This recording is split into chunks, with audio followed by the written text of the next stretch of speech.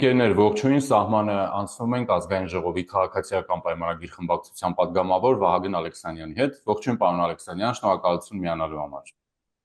Բարև ձեզ, ես եմ շնորհակալ հրավերի համար։ Պարոն Ալեքսանյան, սկսենք, այս հարցը չեմ կարող էլի չտալ։ Ինչու էր պետք վարչապետի ներկայությունը մայիսի 9-ին։ Դե ես կարծում եմ սրա հետ կապված բոլոր բարձրաբանումները ու անհրաժեշտության մասին բոլոր հիմնավորումները ներկայացվել են արդեն, իսկ մեծ հաշվով ավելացնելու ոչինչ չունի։ Ես դիտարկումների հանդիպեցի, որ այսինքն մարդկանց կողմից, ովքեր դեմ են կրեմլյան քաղաքականությանը, նշում էին, որ գուցե Հայաստանի վարչապետը գնացել է Պուտինի ձեռքը սեղմելու եւ իշխանության երաշխիք ստանալու։ Այդ մարդիկ ուղղակի մեծ հաշվով կամ Հայաստանում չեն ապրում, կամ Հայաստանում ապրելով լավ չեն հասկանում, որ Հայաստանի Հանրապետությունում իշխանության երաշխիք ունի միայն ու միայն Հայաստանի Հանրապետության ժողովուրդը ու Հայաստանի Հանրապետության ժողովրդից զատ ոչ մեկ Հայաստանում ոչ մեկի իշխանության երաշխիք տալ ուղղակի չի կարող։ Ու առավել եւս մենք ոչ մի ուրիշ օտարերկրյա պետության ղեկավարից կամ մեկ պետությունում ցանկացած մեկից ոչ մի երաշխիք իշխանության որպես այդպեսին ոչ ուզել ենք, ոչ ուզում ենք, ոչ էլ կուզենք։ Այդ երաշխիքը կամ ավելի ճիշտ այդ իշխանության հավակնությունը կամ կառավարող մեծամասնության հավակնությունը մենք ուզում ենք միայն ու միայն մեր քաղաքացիներից յուրաքանչյուրից, ամեն մեկից մի քվեի տեսքով, ուրիշ ոչ մեկից։ Հայաստանի Հանրապետության ցանկացած մի քաղաքացի, ով ունի մեկ քվե, ավելի շատ Հայաստանում իշխանություն փոխելու իշխանության երաշխավոր լինելու կարողություն ու իրավունք ունի, քան լինի դա Ռուսաստանի նախագահ, լինի դա Չինաստանի նախագահ կամ Ամերիկայի նախագահ, մի պարզ պատճառով, որ Հայաստանի Հանրապետությունում այդ մարդիկ կարող են քվեարկել։ Իսկ Պուտինը կամ Տրամպը կամ մյուսները չեն կարող։ Պարոն Ալեքսանյան, չեք կարծում, որ այս 7 տարիների ընթացքում իրավիճակը հասցրել է այնտեղ, որ այս ժողովուրդը այն մարդկանց ում մերժեց հավաքական իմաստով, հայ ես նկատի չունեմ միայն Սերժ Սարգսյանին, եւ այդ մերժման հիմքում նաեւ այն մեղմ ասած անարդարությունների եւ արյունոտ մի քանի տասնամյակներ հիմքում եւ այսօր հետեւելով նույն ազգային ժողովին այդ մարդիկ ձեզ մեղադրում են ընդհուպ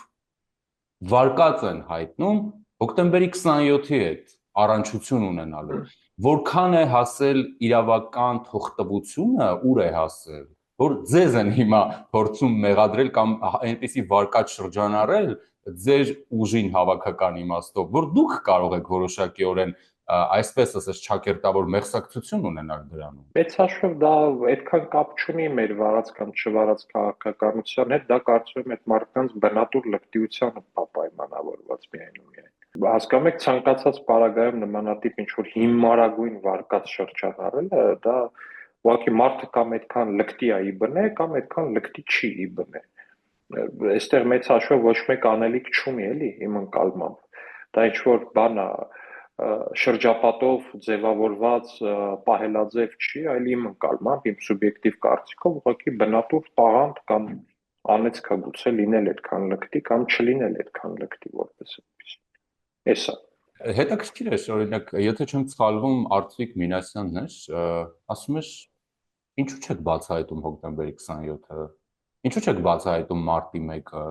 այսինքն այն ամեն ինչը ինչը առանցքային է եղել մեզ համար, հիմա նաև այն ամեն ինչը արդարության վերականգնման գնահատական տալու համար դուք նաև մեծ իմաստով եմ էլի ասում, հավաքական իմաստով ստացել եք այդ վստահության մանդատը, հիմա իրենք դա շրջում են ձեր դեմ եւ հարցադրում են անում, ինչու չեք բացահայտում։ Շատ լավ հարցադրում է, ինչու չեք բացահայտում, բայց դրա պատասխանն էլ է էլի ախր բան, որպես այդպեսին ես բնավ մոտ չեմ են կանխավարկածին, որ մեր իրավապահ կամ դատաիրավական համակարգը իդեալական է աշխատում ու ես շատ դեպքերում արդեն առնվազն չգիտեմ, էլի մեր գործընկերները սա կփաստեն, ես շատ դեպքերում շատ վատատեսական պնդումներ եմ անում հիմնականում մեր դատաիրավական համակարգի հետ կապված, բայց մյուս կողմից էլ, եթե հարցին նայում եք, հոկտեմբերի 27-ը որպես այդպեսին բացահայտելու համար հեղափոխությունը կամ լավագույնս որպեսի հնարավորությունները շատ ավելի լավը լինեին այդ բացահայտումն անելու համար իմ ընկալմամբ հեղափոխությունը պետք է տեղի ունենար գոնե 2000 թվականը, որտեղ հոկտեմբերի 27-ին հաջորդել է վկաների սպանություններ, հոկտեմբերի 27-ի գործով, հոկտեմբերի 27-ին հաջորդել է, չգիտեմ, կարծեմ ազգային ժողովի նախկին պատգամավոր պարոն Արման Բաբաջանյանն էր, որ նաև Նայիրի Հունանյանի հուզական ու ոչ միայն վիճակի մասին էր պնդումներ անում, նաև հոգեկան, եթե չեմ սխալվում։ Մի շարք հրապարակումներ են եղել դրա հետ կապված, այսինքն մեծաշով մարդիկ 20 տարի հոկտեմբերի 27-ից հետո իշխանություն են եղել, հոկտեմբերի 27-ի գործով վկաներ են սպանվել, այդ սպանողներից մեկն էլ վկաների իդեպ դատապարտվել է դրա համար, նստել է այդ ամբողջ այդ ժամկետը նստել է, դուրս է եկել հիմա անդիմության տենց ժանրի մեջ ինչ որ գործունեություն է ծավալում, այսինքն այստեղ պետք է հասկանալ, թե ինչ իրավիճակ կա, էլի, այդ մեղադրանքը հավատացնում եմ ձեզ, ես ոչ մի քաղաքացուց պակաս չեմ հնչեցնում, շատ փակ քննարկումների ժամանակ, թե ինչի միջև հիմա բացահայտված չի, բայց պետք է նաև այդ օբյեկտիվ ելակետին էլ նայել օբյեկտիվ, իսկ ինչա դա իրանից ենթադրում, որ 20 տարի, 20 տարուց ավել, հոկտեմբերի 27-ից անցել է, ու այդ 20 տարիներին այն մարդիկ, ովքեր որ մեր ժողովրդի շատ մեծ մասի կողմից մեղադրվում են հոկտեմբերի 27-ը կազմակերպելու մեջ, եղել են Հայաստանի Հանրապետությունում իշխանություն։ Ու այստեղ մեղավորության կարգավարկածով եթե շարժվենք, այդ մեղավորները եթե ունենան ու ունենում են իշխանություն, իրենց հանցանքը կոծկելու համար անհրաժեշտ քայլեր ձեռնարկելու, այդ բոլոր քայլերը ձեռնարկվում են որպես այդպեսին։ Բայց այն որ հոկտեմբերի 27-ի գործով պետք է տեղի ունենան այդ բացահայտումները, ես դրա հետ միանշանակ համաձայն եմ ու ես դեռ ամեն դեպքում այդ հույսը չեմ կորցնում, որ այն կբացահայտվի։ Մամուլի տեսությունն էի առավոտյան նայում, գրում էին, որ քաղաքացիական պայմանագրում խժդժություններ են հաջորդ ընտրական ցուցակում հայտնվելու համար, իրար տակ են փորում եւ այլն, փորձում են հաջողանալ վարչապետ Նիկոլ Փաշինյանին։ Մեր կուսակցությունը հայտարարել է սրա մասին վարչապետը կարծեմ նաեւ, որ նախ Հայաստանի Հանրապետության օրենքով հերթական ընտրությունների ժամանակ կուսակցության ցուցակները պետք է ձևավորվեն ընտրությունների միջոցով, ներկուսակցական ընտրությունների, համաժողովների միջոցով առնվազն պետք է հաստատվեն ու մեր կուսակցությունը իր նախընտրական ցուցակը առնվազն դրա օրենքով սահմանված հատվածը առնվազն ձևավորելու է համաժողովի եւ ընդհանուր ռեյտինգային քվեարկության միջոցով, այնպես որ այդ վարկածը թե վարչապետին հաճոյանալը ինքնին ցուցակում տեղի հետ է կապված, արդեն իսկ աբսուրդային, էլի որպես այդպես։ Այդ իրանց մոտ է այդ մամուլների տերերի մոտ է, որ մի հոգին է որոշում, թե ով ինչա, ով ոնց է, ով ինչի համար է, ով որտեղ է կլինի ցուցակում։ Պարոն Ալեքսանդրյան, դուք կիսում եք գործադիրի ղեկավարի այն միտքը, որ փոփոխություններ անելը դժվար է, հեղափոխություն անելը ավելի հեշտ է եւ իրենք վերածվել են, այսպես ասած, կոնֆորմիստ կառավարության։ Դուք կարծում եք ձեր իսկ ձևավորած կառավարությունը կոնֆորմիստ է։ Կառավարությունը չէ, բայց շատ հաճախ բոլորս էլ կոնֆորմիստ ենք դառնում։ Ու դա բան է, էլի, ռուսերեն ասեմ, էլի, հայերեն, չգիտեմ, իզդержки профессии, ոնց որ։ Ինչ որ մի պայից սկսած քեզ թվում է, որ պետք է քեզ բռնացնում ես այն մտքի վրա, որ ոնց որ ես էլ եմ, հա, կոնֆորմիստ դարել, ինչա նշանակում, այս չանենք, այն չանենք, ինչա նշանակում, այս թեմայի հետ հաշտվենք, այս մի բանի մասին չխոսանք կամ այս մի հարցը չլուծենք։ Այդ բանա,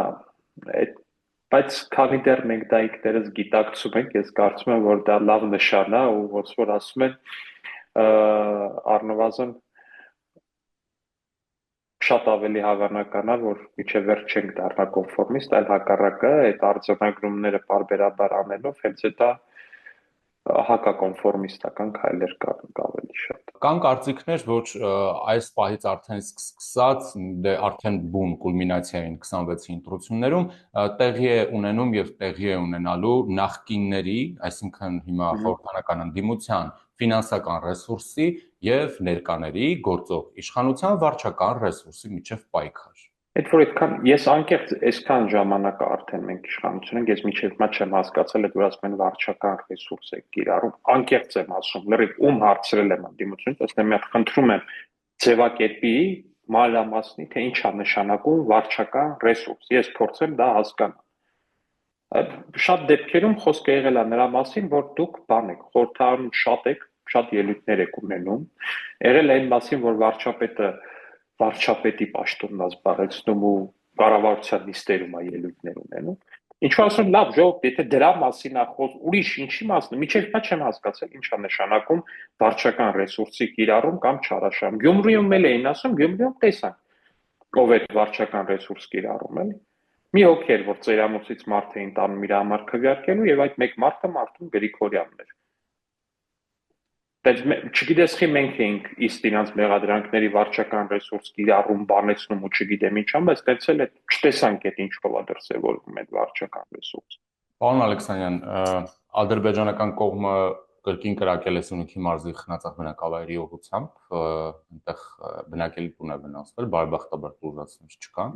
Այս արդեն որերորդ դեպքն է։ Եվ ինչն է հետաքրքիր,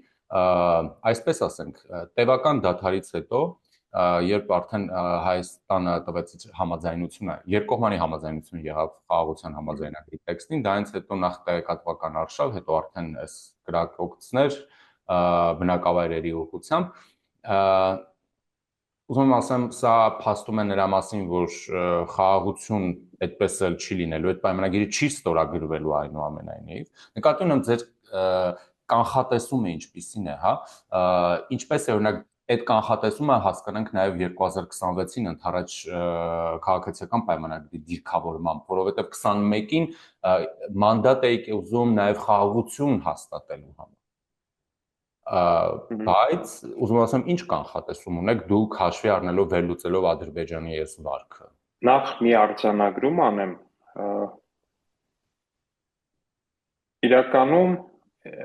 2025 թվականը գիտեք ինչով է առանձնանում։ Մնացած բոլոր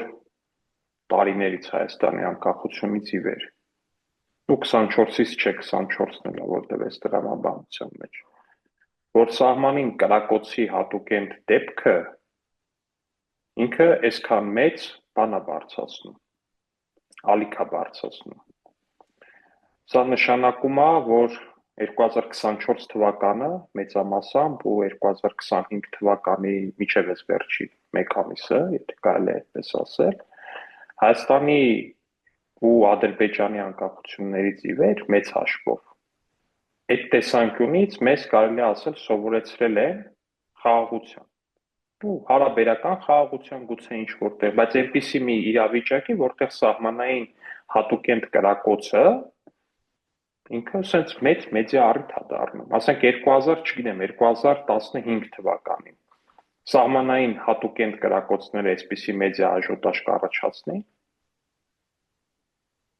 Ամենօրյա բան էր, ասենք, չգիտեմ, այնտեղ տների վրա կրակոցները Տավուշի մարզի գյուղերի տների վրա կրակոցներ, ամենասովորական ամենօրյա առավոտ էր։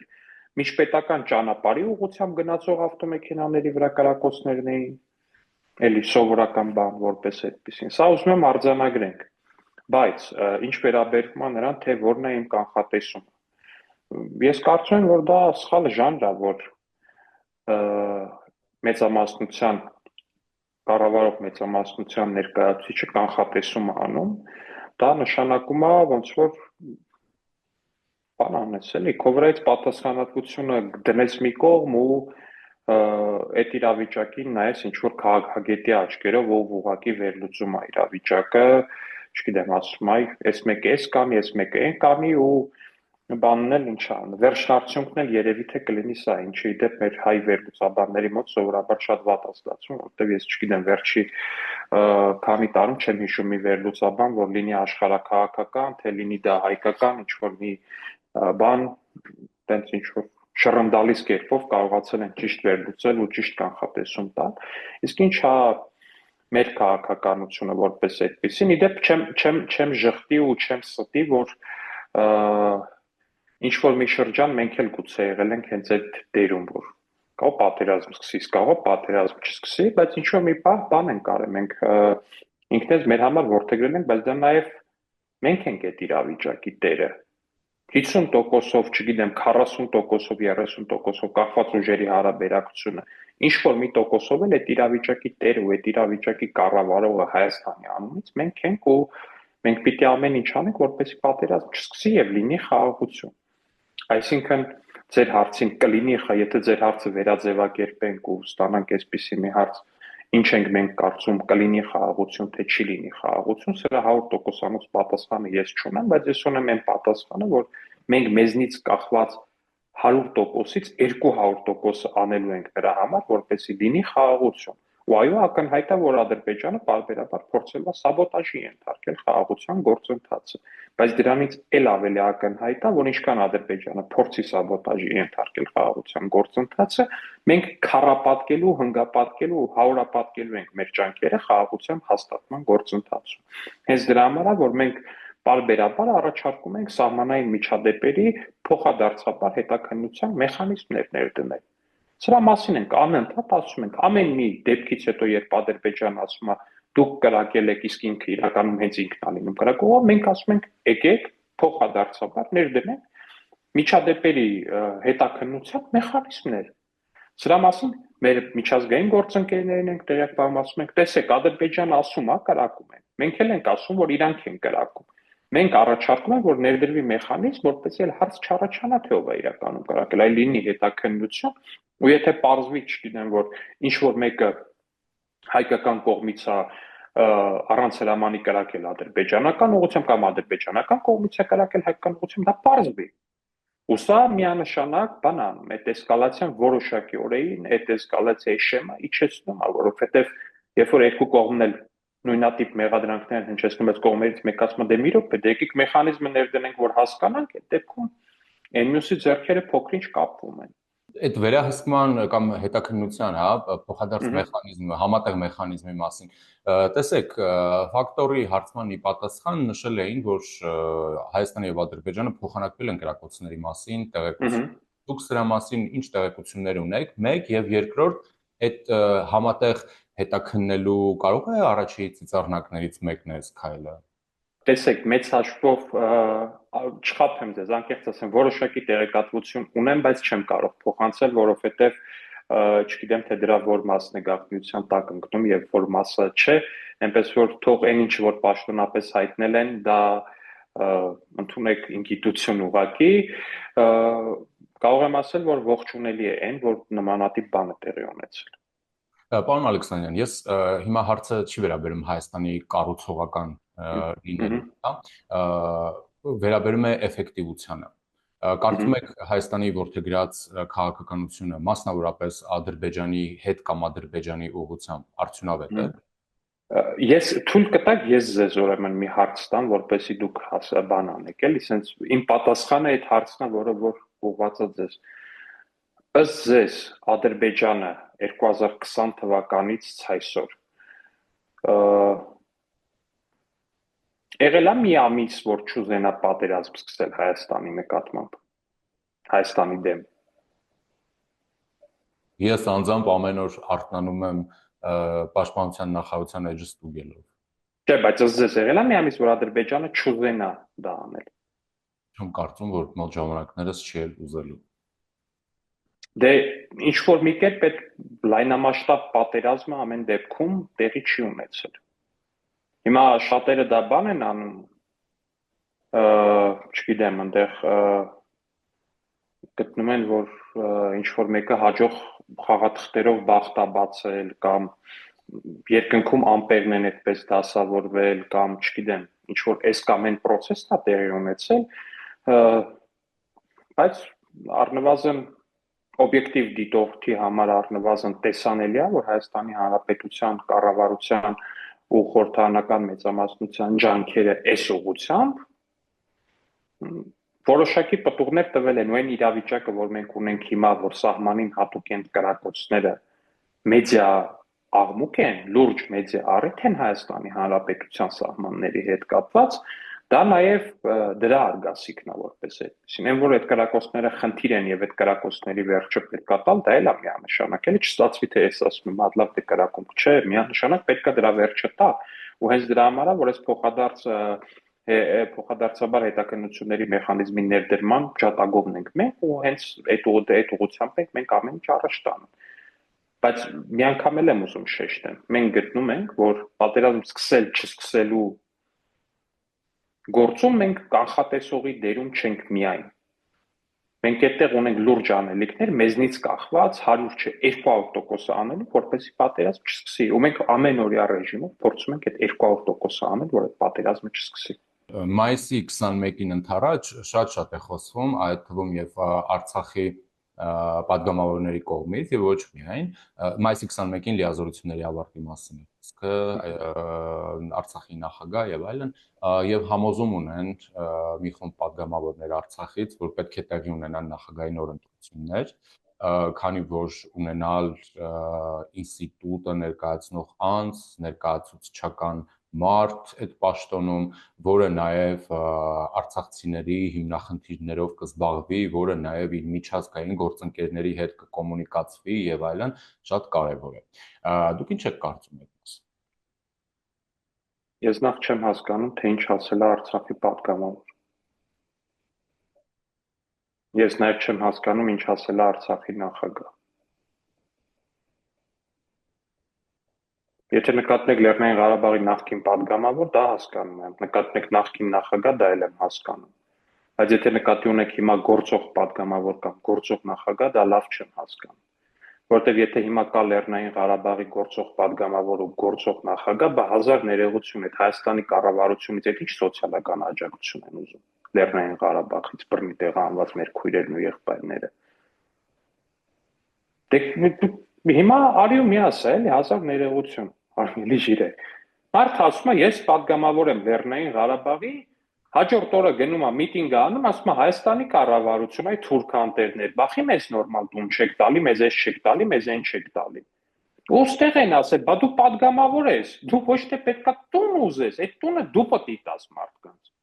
Դու ոչ թե պետքա գաս ուրիշ պետության, ուրիշ կառավարությունից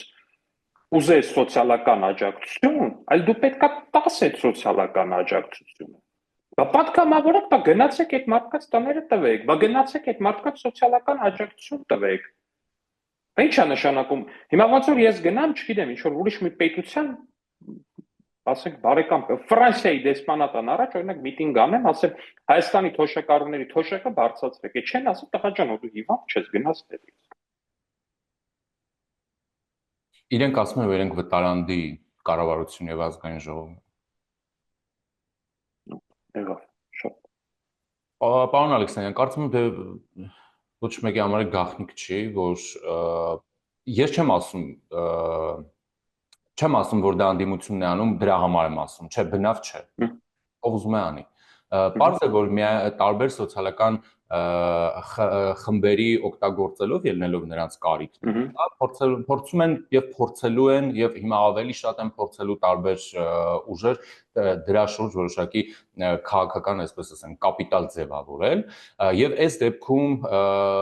ներողություն արտահայտությանս համար արցախցիները կամ իրենց խնդիրները բավականին չալաղաճ կտոր են դա օգտագործելու համար։ Գործադիրը 1000 մի ծրագիր է անում այդ խնդիրները մեկնելու եւ այդ մարդկանց ինտեգրումը հնարավորինս սահուն ապահովելու համար։ Դուք կարծում եք ծրագրերի որակի եւ դիմելիության մասին չի խոսքը։ Դուք կարծում եք, որ կարողանում է կառավարությունը հասցնել այն ինչ որ ինքը նախաձեռնում է, այն ինչ որ ինքը ուզում է, այն ինչ որ ինքը սպասում է, նկատի ունեմ այստեղ խնդիրներ չեք տեսնում, որ այդ խմբի հետ, այդ մեծ խմբի հետ աշխատանքի հավելյալ կարիք կա, գուցե ուղիղ աշխատանքի կարիք կա։ Իհարկե տեսնում ենք։ Իհարկե տեսնում ենք։ Տեսնում ենք, որ այդ մարդկանց ուղեղը անընդհատ ամենօրյա ռեժիմով փորձում են լցնել տարբեր բաներով։ Այդ մարդկանց ամենօրյա ռեժիմով որոշ ստահակներ փորձում են ամենօրյա ռեժիմով համոզել չընդունել Հայաստանի Հանրապետության քաղաքացիություն։ Այդ մարդկանց փորձում են ամենօրյա ռեժիմով խաբել, մանիպուլացնել ու թույն ներարկել Հայաստանի Հանրապետության կառավարության ու ժողովրդի շատ մեծ մասի դեմ, մեծամասնության դեմ, կարելի ասել որպես այդպիսի, օգտագործելով կոնկրետ վիրավորական էպիտետներ Հայաստանի Հանրապետության մեծամասնությանը խորհրդարանական ձայն տված քաղաքացիների նկատմամբ։ Տեսնում ենք, իհարկե, ու տեսնում ենք, որ դա բաց է ու այդ բացը պետք է լրացնենք։ Այդ էլ, ոնց ասում է, ժողովրդավարության բան կողմերից է, էլի, մյուս երեսի կողմերից է, որ կա խոսքի ազատություն ու այդ խոսքի ազատությունը շատ հաճախ մարդիկ օգտագործում են ոչ բարի ու ոչ ժողովրդավարական նպատակների համար։ Խոսքի ազատություն ասեցիք, այս քանի օրը շատ ակտիվ է դարձել, իհարկե նաև դրա ինֆորմացիոն առիթը մամուլի ազատության միջազգային ինդեքսում Հայաստանի դիրքերի բարելավումն էր, բայց բավականին ակտիվ քննարկում եք պատգամավորներով նաև անդրադառնում եք մամուլին, լրագրողական գործունեությանը, խոսքի ազատությանը եւ այլն, ընդհուպ մինչեւ բանը հասավ, որ փոխադարձ մեղադրանքներ թե ում մասին մամուլը ինչեր է գրում եւ ու այսպես շարունակ, հա։ Այս մամուլի թեման երկկողմանի անհանգստացնում է համիշխանությանը, համընդդիմությանը, նկատի ունեմ մամուլի ազատության ձեռը տպավորություններ, որ երկուսն էլ կրակն են ընկել։ Դա մենք կրակը չենք ընկել, բայց մեզ փորձում են կրակը գցել առնվազն։ Դա էլ է պետք հասկանալ ու մամուլի ազատությունը ինքնին վատ բան չի ու վատ բան լինել չի կարող։ Մամուլի ազատությունը շատ լավ բան է։ Շատ լավ բան է նաև, ну լավ չէ, բայց արդեն իրողություն է ամբողջ աշխարհում, որ տենց նեյտրալ, օբյեկտիվ մեդիան ինքը կարմիր գրքում գրանցվելիք բան է արդեն վաղուց։ Աշխարհի մեդիաների բացարձակ մեծամասնությունը իրենք բան են, կարծիքային են։ Իրանք ունեն կոնկրետ կարծիք։ Լավագույն դեպքում այդ մեդիաները պրոպագանդում են կոնկրետ գաղափարախոսություններ։ Չգիտեմ, այնտեղ ձախական մեդիաներ կան, որ ձախ մտքեր են բանանում, աչական մեդիաներ կան, որ աչական մտքեր են գաղափարախոսություններ են առաջ տանում։ Իսկ վատագույն դեպքում մեդիաները ուղղակի անհատների գրպանի խաղալիք են դառնում։ Անհատների անձնական ու ֆինանսական շահը սպասարկող գործիք։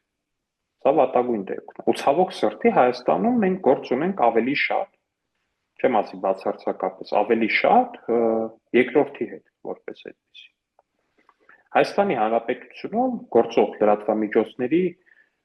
80%-ից ավելի պատկանում անդիմության։ Այդ ցանկացած մեկ ուղակի թող բացի իր սոցիալական ցանցերում սկրոլ անի այդ էջերը կտենա ինքը, որ սա բացարձակ ճշմարտություն է։ Էդ էլ օքեյ։ Էդ էլ օքեյ, չհաշված այն մասը, թե որտեղից այդ գումարը, դա այլ հարց է, դա դնենք մի կողմ։ Այն փաստը, որ նրանց է պատկանում, ինքնին եթե գումարի ծագումը չնայենք, օքեյ, ես դրա հետ կարամ հաշտ լինեմ։ Բայց այն պահից սկսած, երբ որ կոնկրետ անձանց պատկանող լրատվական միջոցները, ովքեր սպասարկում են հենց այդ նույն կոնկրետ անձանց անձնական, ֆինանսական կամ կաշին փրկելու ուղղակի շահերը որպես այդպեսին, սկսում են իրանց դիրքավորել որպես, չգիտեմ, էլի, որպես BBC, Fox կամ չգիտեմ մի հատ ինչ լրատվամիջոց ու ասել, ոնց եք մեր պես սուրբ անձանց հետ կամ եւ այլն, այսպես շարունակես, ոնց մեդիայի մասին ինչ-որ մի հատ կարծիք կա։ Չէ, ժողովուրդ ջան, մեդիան էլ են մեդիան չի, որ առաջ էր ու այն առաջվա անձեռնմխելիությունը որպես այդպեսին վերբալ, ինչ ասում են, վերբալ տեսանկյունից եմ ասում, էլի, այսինքն առաջ մեդիան շատ դեպքերում անխոցելի էր, ուղղակի չէր կարելի մեդիայի մասին, չէր էլ կարելի մեդիայի մասին ինչ-որ մի բան ասել։ Այդ մեդիան էլ չկա, ամբողջ աշխարհի մասին եմ էլի սա ասում։ Ու այդ մեդիաները հիմա քաղաքական պայքարի մաս են կազմում ու այդ քաղաքական պայքարում տենց չի լինում, որ դու քաղաքական պայքարի մեջ ես, բայց անձեռնմխելի ես։ Այսինքն ոնց ասեմ, չգիտեմ, էլի, չես կարա լինես նախքին բոլորիս հայտնի ինչ-որ մականունով մի օլիգարխի գրպանից փող ստացող լրատվականով պրոպագանդում այդ, չգիտեմ, օլիգարխի անձնական ու քաղաքական ու գրպանային շահերը, բայց ինձնից պահանջես, որ ես քեզ վերաբերվեմ նենց, ոնց որ չգիտեմ, կվերաբերվեին աշխարհի ամենահեղինակավոր լրատվամիջոց, ամենաօբյեկտիվ ու ամենահեղինակավոր լրատվամիջոցներից մեկի ներկայացուցիչների։ Չեմ ասում, որ պետքա այդ օլիգարխից սնվող լրագրողներին ծեծել, հայհոյել, վիրավորել, չէ, միանշանակ չի կարելի ցանկացած պարագայում դա անթույլատրելի է։ Բայց պետքա նաև բարբերաբար խոսալ այն մասին, որ այդ լրագրողը ընդամենը առաջ է տանում այս կամ այն օլիգարխի անձնական ու գրպանային շահերը։ Ու սա մեդիայի թիրախավորում չի։ Սա քաղաքական գործընթաց է, որի մի կողմում այն օլիգարխի գրպանից սնվող լրագրողներն են, մյուս կողմում այն քաղաքական թիմն է, որին այդ գրպանից սնվող լրագրողները բարբերաբար հարվածում են։ Ես նաև կարծում եմ, որ հանրային գործունեությամբ ցանկացած սուբյեկտ կամ օբյեկտ, եթե զբաղվում է հանրային գործունեությամբ, ուրեմն իր վարքը պիտի լինի քննելի եւ այստեղ թիրախավորման հարց չի լինի, էլի թիրախավորում ասելով շատ հաճախ դա որոշակի պաշտպանության դիտարկվում, նույնը օրինակ ձեր ընդդիմադիր գործընկերներին, հա, եթե ինչ-որ դիտարկումներ են լինում, իրանք ասում են մենք ընդդիմություն ենք, դա համար մեզ թիրախավորում եք կամ ինչ-որ նման բաներ, բայց դե հիմա ինչև է։ Դե դուք պատկերացնում եք, ախր ես այդ լսում եմ բարբերաբար այդ որ իրանք դրա այտենց խոսում են, ասում պատկերացնում եք ուղղակի իրանց նկատմամբ տարբեր են մեդիա արշավը կամ 50% են մեդիա արշավի, որ իրանց լրատվականները տանում են մեր նկատմամբ։ Իսկ կթողեն կգնային ուղղակի այս երկրից։ Եթե այդ հատուկեն տենց, չգիտեմ, էլի այդ լրատվականների 5%-ի մոտավորապես տենց մեկու մեջ իրանց ուղված ինչ-որ քննադատությունը կամ բան իրանք տենց են ընդունում, իրանք եթե լինեին մեր տեղ, ուղղակի կթողեն կգնային այս երկրից։ Այդ ծավալին տենց ես վստահ եմ, որ ուղղակի չեն դիմանա, բայց նախորդ միտքս մի անգամ էլ էլի, որ հանկարծ տարընթերցումների առիթ չլինի, ոչ մի պարագայում չի կարելի ոչ վիրավորել լրագրողներին, ոչ անձնապես թիրախավորել լրագրողների անձը, ոչ էլ առավել եւս ու աստված մի առաստ է ինչ-որ բռնություն կամ նմանատիպ մի բան։ Նկատի ունեմ ուղղակի, երբ որ լրագրողը իրեն պահում է քաղաքական գծի մեջ, քաղաքական ժանրի մեջ, որպես քաղաքական գործչի խոսնակ, նրան կարելի է վերաբերվել որպես քաղաքական գործչի խոսնակ, իհարկե սահմանադրական ու մյուս բոլոր իրավունքները հարգելով այդ անձ։ Եվ այստեղ ես որպես լրագրող մի դիտարկում անեմ ու շարունակենք լրագրողը մասնագիտությունը հանրային աշխատանք է, որը ենթադրում է առաջին հերթին նաև պատասխանատվություն, հետեւաբար լրագրող լինել կամ մեդիա ներկայացնել չի նշանակում, որ դու պետք է զբաղվես կամ անես այն ամեն ինչ, ինչ որ մտքովդ անցնում է եւ դրան չլինի որևէ հակադարձում եւ քո վարքը չլինի քննելի, ինչը դու լրագրող ես, ոչ։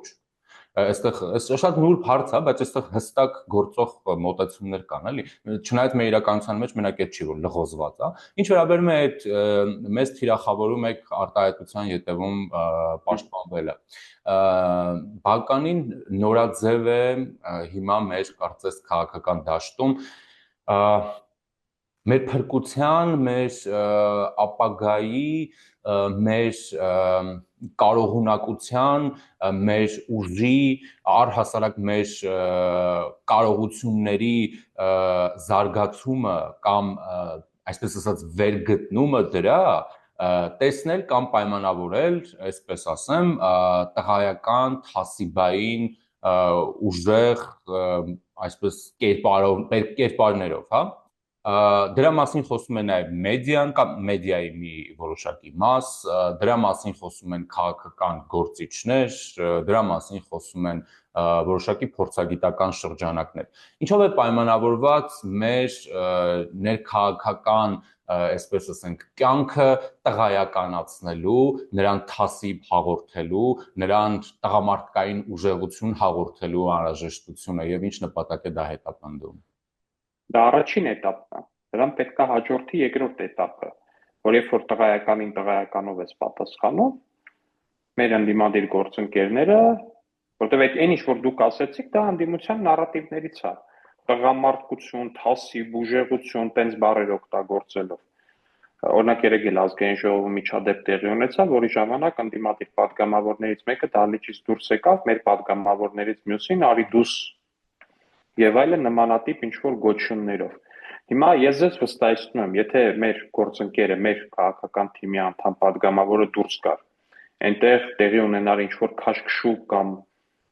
էլի Աստված մի առասցե, ծեսկրտուկ ու եւ այլն, այսօր մեր ընդդիմադիր գործընկերները գալու էին, ասեին, այ դուք լկտի բռնատեր եք, հետո էլ ժողովրդավարությունից եք խոսում, էս չի, ծեծ եք անում, էս եք անում, այն եք անում, այն եք անում։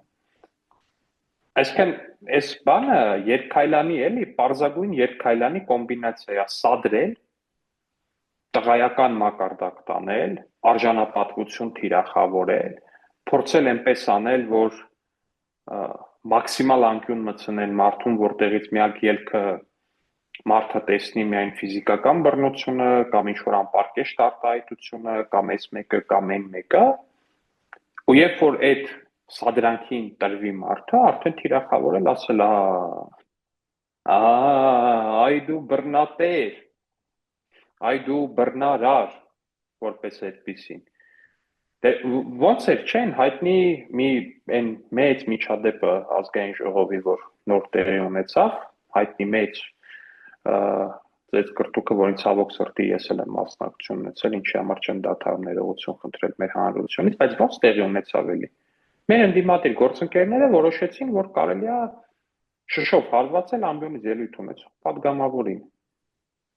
որ կարելի է վիրավորել մյուս падգամավորներին իշխանական, որտեղ իրանց թվում էր, թե ամենաթողությունը, ու էլի իրանք այդ տղայական այդ բանի մեջ էին, որ մենք տղայական ենք, մենք ուժեղ ենք, մենք էս ենք, մենք այն ենք։ Հաջորդ նիստը ընդմիջումից հետո ցույց տվեց հակառակը, բայց այդ հակառակը ցույց տալուց հետո մեր ընդդիմադիր գործընկերները սկսեցին խոսել այդ մասին, որ սա հակաժողովրդավարական է, որ չի կարելի, որ դուք բռնություն եք կիրառում, այս սրիկաներ, այդ ականքներ, ոնց է առհասարակ հնարավոր, ոնց կարա առհասարակ sense բան լինի, հետո է ժողովրդավարությունից եք խոսում։ Նույն մարդիկ, որ ընդամենը 20 րոպե առաջ, 40 րոպե առաջ, չգիտեմ, հենց իրանք նախաձեռնել էին մեր նկատմամբ բռնություն էին կիրառել որպես այդպիսի։ Ցավոք։ Բայց պատասխանը ստանալուց հետո արդեն այդ մարդիկ, բա ժողովրդավարական արժեքները, բա մարդու իրավունքների պաշտպանուրան, այս ինչա տեղի ունենում առհասարակ այս կյանքում։ Այդ երկքայլանի օպերացիաները հենց այդ ուղղությամբ են տարվում, ու այստեղ մենք վստահ եմ նաև մեր շատ թիմակիցներ են ինձ նայում, շատ մեր աջակիցներ են ինձ նայում, այստեղ մենք մի անելիք ունենք, ուղղակի չտրվել այդ սադրանքներին ու ամեն ինչ տանել օրենքի դաշտ։ Շնորհակալ եմ զրույցի համար։ Ընկերներ, զրուցակիցս ազգային ժողովի քաղաքացիական խմբակցության падգամավոր Վահագն Ալեքսանյանն էր։ Բաժանորդագրվեք ալիքին։